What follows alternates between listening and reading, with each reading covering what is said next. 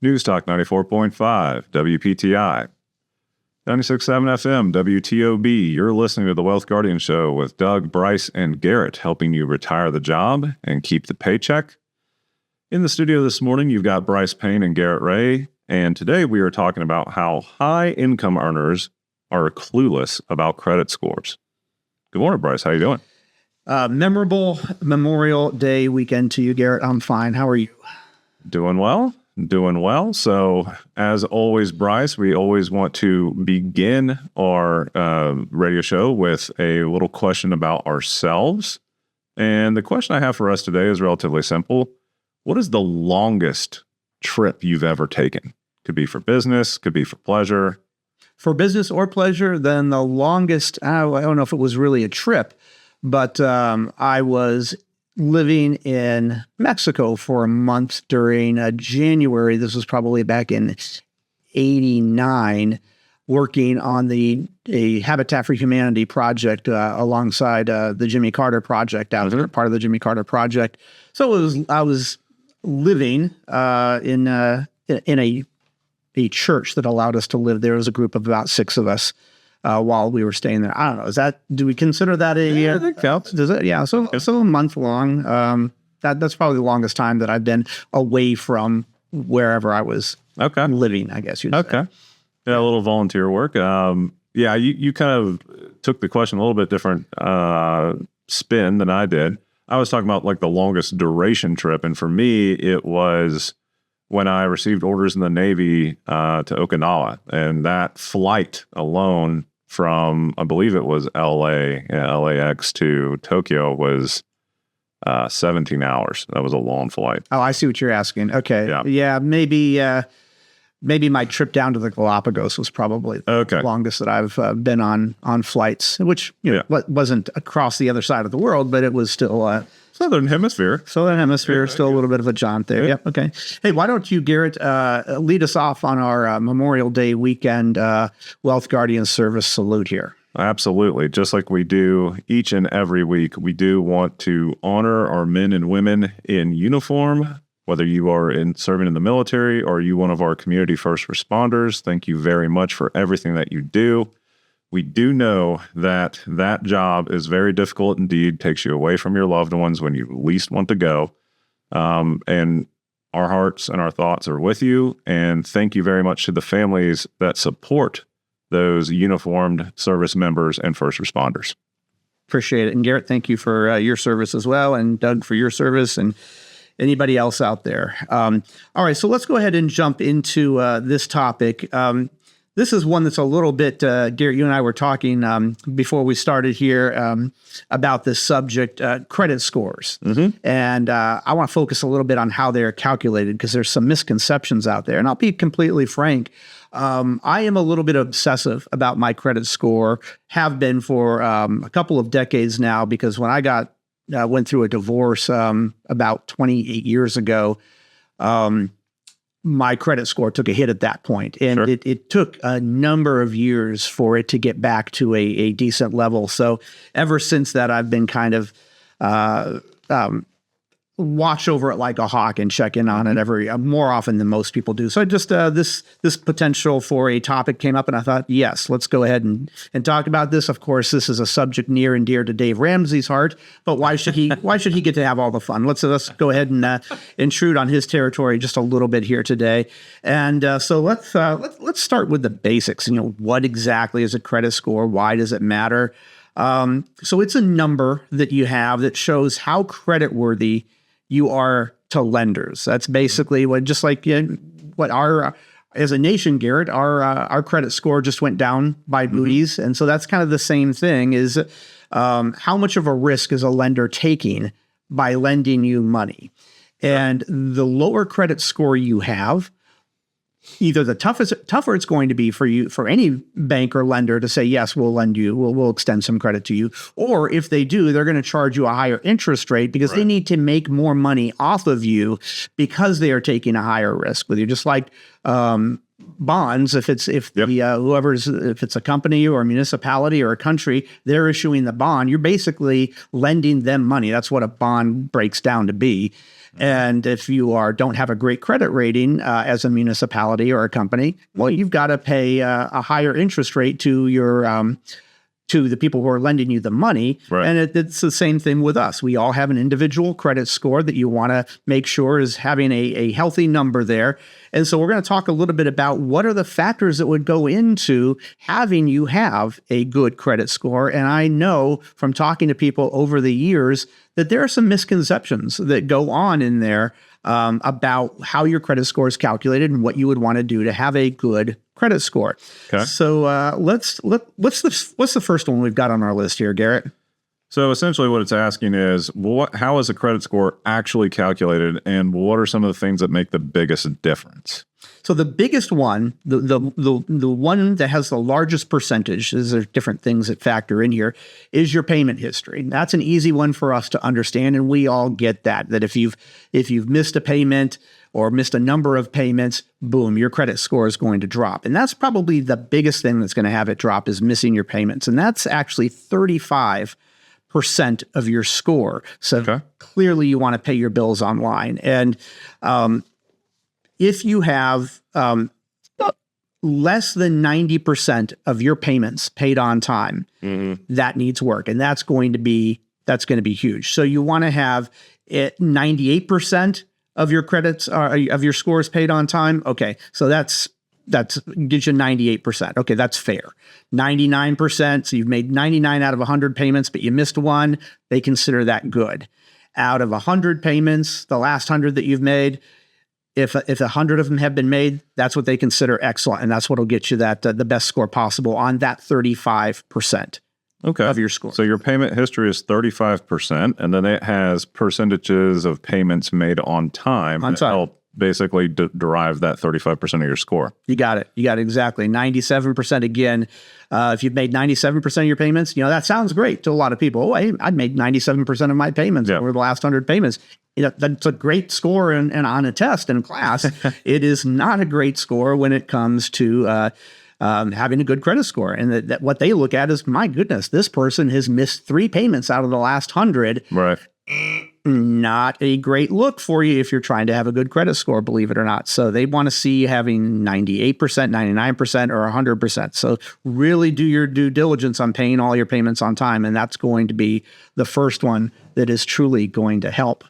Okay. All right. Well, if you're just tuning in, you're listening to the Wealth Guardian Show, and we are talking about credit scores and how they are calculated. And we're going to talk about that in both the first and the second segment here today on this Memorial Day weekend. Thank you, everybody, for joining us. And Garrett, what's the second one that we've got going here? So it's talking about credit card balances and how does that factor in, and what percentage of your credit card balance is calculated in that score. Okay.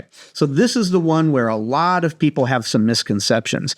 There is a misnomer out there or a myth out there that you want to carry a certain balance on your credit cards. And some people don't want to do that, understandably. Well, here's the good news. That is wrong. The way that it is calculated is that if you are using 0 to 9% of the credit that has been offered to you. So let's think of a credit card and you've got a $5,000 limit on your credit card. If you are using between 0 and 9% of that $5,000, that's excellent. So that's going to get you, and this is 30% of your score. So this is the next big chunk. The payment history was the main chunk at 35%. This one, your credit utilization, as they call it, is 30% of your score. So you want to make sure that this one is really attended to. So if you're carrying a 0 to 9% of the balance on, let's call it credit cards, but there's, a HELOC would fall into this as well, a home equity line of credit. That is excellent. That's going to get you the best score. So don't think, I've got to keep a balance out there of 10% or anything. No, you do not. And actually that works against you. So if you are using 10 to 29% of your balance offered to you, that's a good. All right. So we went from excellent to good. If you are using 30 to 49%, that is fair. Okay. All right. And then if you are using 50% of more, that's what they say needs work. So really keep an eye on using as little of your credit as possible. You do not have to keep a balance on your credit card or whatever credit is lended to you to have a good credit score. That is absolutely not true. In fact, it works the opposite way. And so, Brice, for just for the listeners out there, if someone has $10,000 worth of credit that their bank or their credit card company offers them on their credit card, and they're keeping a balance at the end of the month carryover of, let's say, $2,000, that'd be about 20% of their credit line, then that would fall into the good category. Correct. Of if I'm basically the auditor doing the credit score. That's correct. Okay. That's very good. Yep. And so it's end of month carryover. Well, not actually, because they are aware of the minute or to the day at least of when you started using some of your credit. For example, let's say that I've got a $5,000 credit card and I've put $1,000 on it. I used it to buy something. Yep. It is my intention to go ahead and pay that off tomorrow. I'm just trying to collect the points on my credit card. Sure. So I have an intention of paying it off tomorrow. You could, before you pay that off the very next day, log into one of those credit checking agencies. There's lots of them out there. Credit Karma is the one that a lot of people know. I'm not going to endorse any of them, but I do use one of those out there. And I will see that they are aware and my credit score has gone down the next day. Not down a major amount, but those points go down even if you were planning on paying it off a week later. So it's not that it has to be carried over. I see. It happens right then and there. But as soon as you pay it off, the next time that they check in, they'll see that it was paid off and your credit score will kick right back up. So that's one that adjusts itself very quickly and very easily, unlike some other ones that we're going to get to in the second segment. But Garrett, we've got to go ahead and get to a break here. Okay. And we're going to keep talking about the other factors of how your credit is calculated on the other side of this break. But we got to do our trivia question here. So Garrett, are you ready? I believe so. Okay.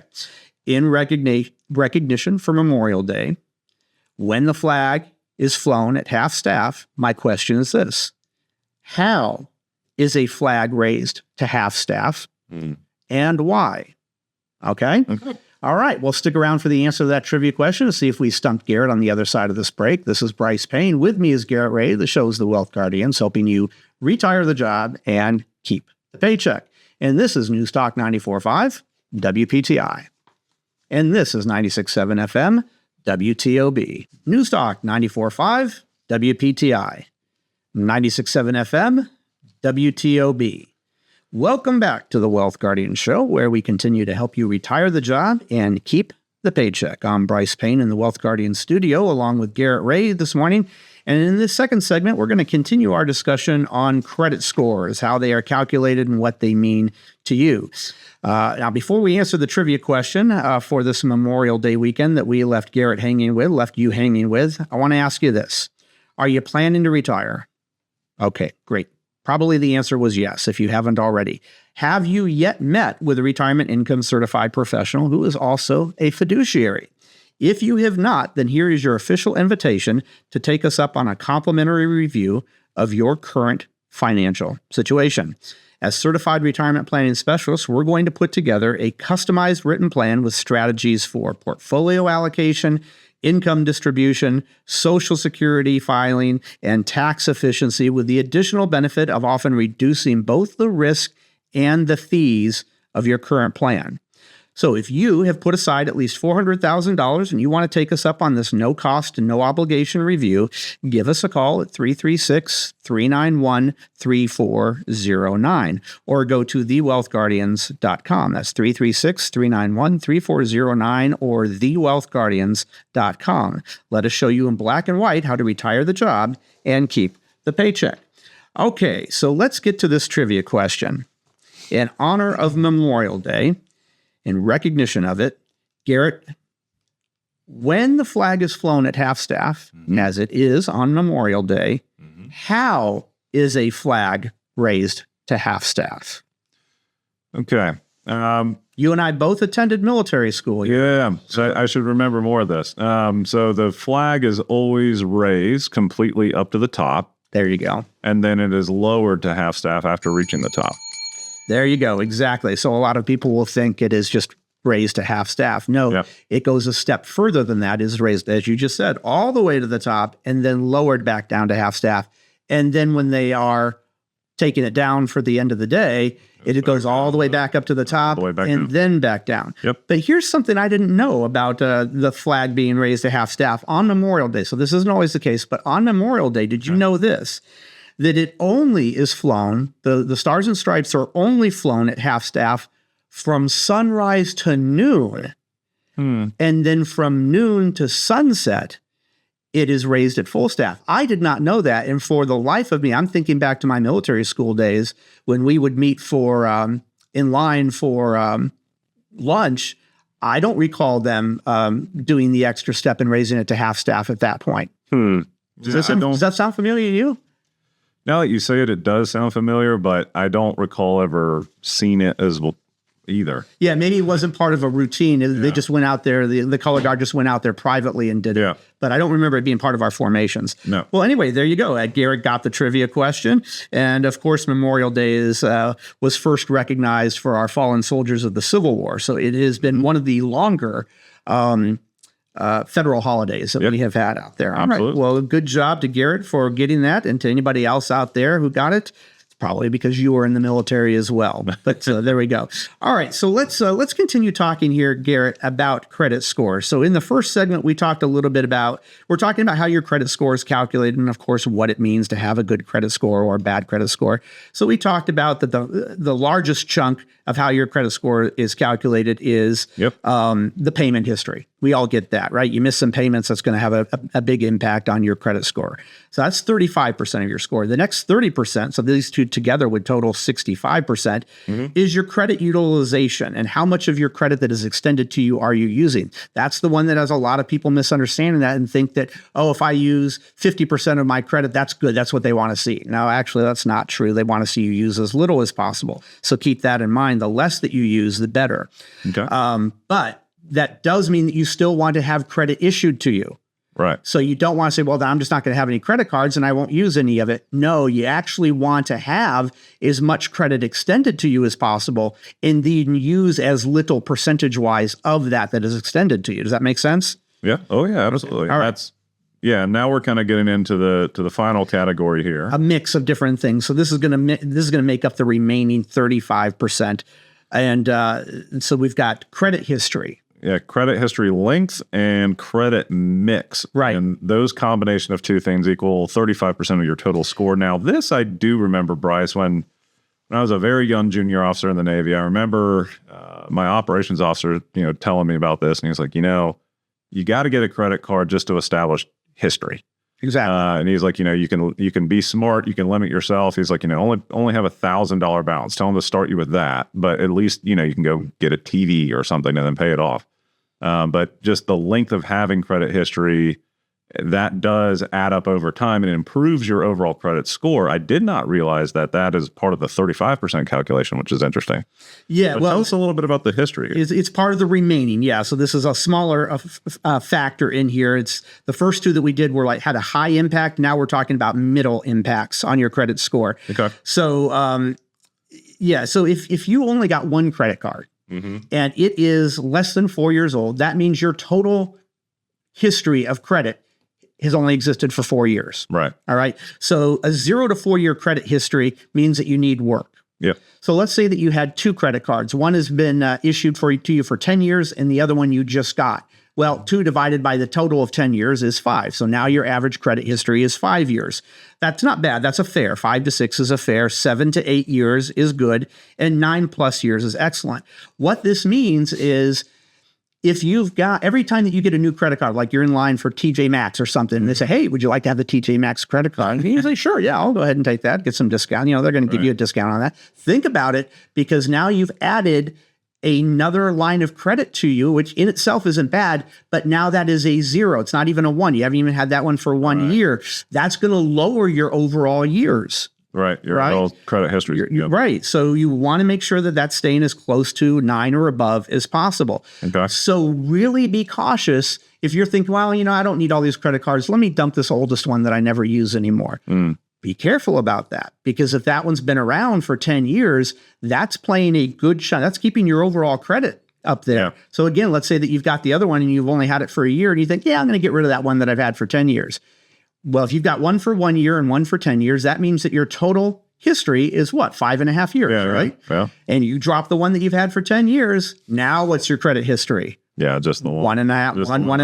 1.5 years. Right? So you really want to be careful and make sure that you've got those older ones, let those stay in there because that's really helping your credit score. Another one of these is the number of accounts that you have. And this is the one that I really have a problem with. Because in an ideal world, you wouldn't need credit, right? You would have all of the assets that you need and you don't need to borrow money. But they see that they out there, the ones who decide what your credit score is, Equifax, Equitrust, those guys, they want to see a number of accounts that you have. And so if you only got 0 to 10 forms of credit history out there, maybe a car loan, and that'll stay with you even after you've paid the car loan off for a few years. For a few years, it'll stay on there. But they want to see you have 21 plus lines of credit to you. So home equity line of credit, mortgage, credit cards, all of that, car loans, student loans, that's great. That all counts as one of those bits of credit that you have. Can you believe that? They want to see an excellent score is going to be having more than 21 lines of credit extended to you. That to me, that drives me crazy because that is not necessarily the sign of somebody who's using credit responsibly. Yeah, sure. Of course. I mean, imagine keeping up with 21 plus payments every month. That's right. To various institutions. Exactly. And that's wild. Now, some of those will stay on there. A lot of them will stay on there for a year or sometimes even 3 years after you've paid them off. So that's good. As soon as you pay it off, it's still there. It's still counting as one of your, but it is going to disappear at some point. Sure. And so 0 to 10 means you need work. You need to raise that number up higher. That's the one I actually struggle with.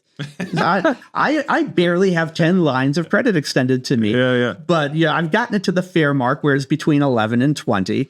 And I'll tell you, it's on the lower end of that one right there. It's not close to 20. And then above 21 is excellent. 21 and above is excellent. So that one drives me a little crazy, if we're going to be completely honest about it. Wow. Yeah. If you're just tuning in, you're listening to the Wealth Guardian Show with Doug Ray, and in the studio here today is Garrett Ray and myself, Brice Payne, and we're talking about credit scores and how you can keep yours in as good shape as possible if you're looking to retire. Make sure that your line of credit is good because maybe you will need to take out a loan or use your credit cards at some point in the future. And you want to make sure you've got as little, as low rates on the credit line extended to you as possible. And we're going to go into the last one here now. And this is the number of hard inquiries. Okay. This is one that also impacts your credit score, but this probably has the lowest impact of any of them. And a hard inquiry simply means that maybe you're going to apply for a car loan. Sure. And you don't want to pay cash out of hand for it, so you want to get a car loan. They're going to run a credit score on you. They're going to see what your credit score is. You or only official lenders are allowed to look at your credit score. I couldn't look at yours, Garrett. You couldn't look at mine. But if you are a lender and you've got the person's information, you are allowed to look into their credit score. So you're sitting down there and say, I want to go ahead and buy this car. I'd like to do a 5-year loan plan on it if I can. They're going to run a hard inquiry on you. A landlord might run a hard inquiry on you if you're looking to, it's not necessarily a line of credit. They're not a lender, but they are still in one of the positions where they can see what your credit score is. So if they're deciding, we're going to let this guy or person live in our apartment complex or whatnot, they get to look at your credit. So the number of hard inquiries, now they don't stay on there forever. So maybe that car loan, they ran that hard line of credit. I've got a 1 on there now. Okay. Yeah. That's going to stay on there. I think it's a year, but I'm not entirely sure on that. So they want to see you having as few of those hard lines of credit as possible. Right. Okay. So 0 is excellent. 1 to 2 is good. 3 to 4 is fair. And 5 plus needs work. So be careful about that and be cautious about all these places that you're thinking of taking out a loan. Make sure that you are going to take out the loan if they approve you. So don't just have them run them willy-nilly to see what your credit line might be extended to you. Only use those when you have to. Well, there you go. Those are all the factors of how your credit score is calculated. And I guess we all get the idea that The better credit score you have, 800, 700, the higher it goes, the better. I think it only goes up to 850 or somewhere in the 800s. The better that score is, the better lines of credit you're going to have extended to you, the less interest rate you're going to have to pay on some of those loans. But there you go. That's our topic for today. We want to wish everybody out there a memorable Memorial Day weekend. Thank you for joining us. We want to remind you all out there to retire the job and keep the paycheck. And remember, sound financial plans do not create themselves. This is Newstalk 94.5 WPTI. This is 96.7 FM WTOB. Hi, it's Garrett Ray with the Wealth Guardians. Thanks so much for listening to the show. Make sure to check out our weekly series, The Vault, on YouTube. Find our channel, The Wealth Guardians, where we talk about all things retirement planning and cover new topics each week, such as Social Security, tax planning in retirement, and our thoughts on investment best practices, and much more. New episodes air Thursdays at 2 p.m. Make sure to subscribe to the channel so you can get notifications when we release new episodes. We're here to help you retire the job and keep that paycheck. We'll talk soon.